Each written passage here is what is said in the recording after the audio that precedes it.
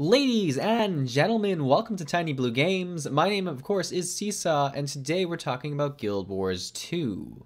Now, today is a very exciting day in Guild Wars 2, and if you don't know this, I envy you because you're about to get very excited, as Guild Wars 2 has just had a huge content update, which has added both Living Story Episode 4, which will be quite exciting, as well as a brand new raid. Not even just a raid wing, a brand new raid. So this is actually a different story, different location, whole new setup for this raid, which is quite exciting. And what this video is about is sort of explaining how it's actually a really good time for people who haven't gone into raiding to start raiding, or for those who've been trying to really get into the raiding scene but have had issues, as a lot of the raid groups that they could be joining require a lot of experience on certain bosses, especially with the first raid wing. This will be a great entry point for you, and I'm just going to list a few reasons why I believe this is the case. So the first thing I think that we need to talk about is the fact that there is no gear progression between the first raid and the second raid. This is fairly common in all Guild Wars 2 content, but is an important thing to understand, especially if you're a new player, that you're going to be quite okay going into the second raid with, a mix of exotic and ascended gear. Obviously, if you want to do all you can to be accepted into the new raid, I'd recommend doing full ascended gear, as there are some people who have been running a certain DPS meter that can tell you who is wearing what gear. So it's just better to play it safe, especially with toxic groups. Some groups are going to be all about getting that first raid clear, and maybe that's not the group you want to join. Look for a lot of pugs that are having fun and just really experimenting with this new raid. And that's my next real point, is that with the fact that there's a new raid coming in, the entire raiding community is going to be really excited and really interested in trying this raid.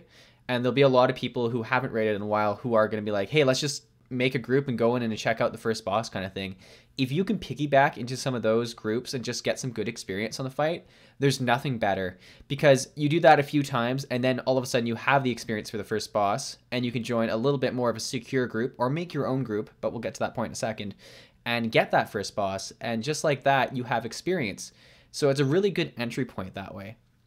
So back to my other point about making your own group. It's always a very good option in Guild Wars 2 to just toss up your own looking for group, because you might think it's going to take a really long time to do this, but a lot of people are actually actively looking at this looking for group panel and just really do want to raid but aren't really willing to put the effort in to make the group themselves. So if you do this, you can actually get a raid group right away, and it can be one that really meets your criteria. Maybe you're only interested in people having a mix of exotic and ascendant gear, and as long as they know the fight, that's cool with you. You don't need them to have 300 plus insights, which is really overkill at this point for the first raid. I mean, anywhere at 100 insights is fine. We used to, back when it was released, 50 insights was huge, right? So who needs 300 insights to prove their worthiness? But that does lead me to my next point here, is that technically speaking, legendary insights will have less weight in terms of your experience for this new raid. Now, it obviously does show that you've raided before, but unlike before where it showed that you probably had cleared certain bosses in the first raid a number of times, it really means nothing in terms of how many bosses you've cleared in the second raid. For instance, next week someone could have 300 legendary insights, but that does not mean that they've done any of the bosses in the second raid, so it does devalue them a bit. That being said, there's obviously going to be groups that are like, you have to have 250 plus insights to be into our group because we're going to try and kill this boss or this raid right away. And, just stick away from those groups. I'm going to stick away from those groups. Like, a little bit about myself and my point of view, I come into raids and we do it weekly, and we've got about 4 people that are a static group, and we pug the rest of it, and we have no issue clearing any boss that we attempt to do. Now, we don't have the time to do all the bosses, so there's certain bosses we leave out, but we just go in, we make a looking for group post, get whoever we want, rarely ask for insights. Actually, we never ask for insights, and we have no issue clearing. So it really goes to show you that it's not that hard to make a group, and it's something that people should be aware of.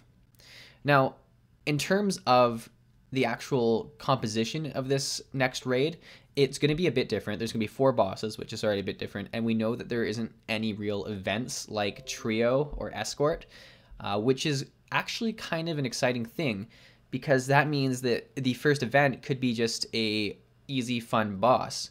And I know what you're thinking, like, you know, it's going to be a second raid, it might be a step up. I actually think it's going to be quite on the same scale in terms of difficulty as Trio and Escort for the first boss, because that's something that ArenaNet's really been learning and progressing as they went through. For instance, the first wing was extremely good, with VG being a pretty easy-ish fight, and then Gorsel being slightly harder, and then Sabatha being even harder. They did that one really well. They kind of hit the mark, or missed the mark a bit, where they had Slothazor being really hard and Trio being easier.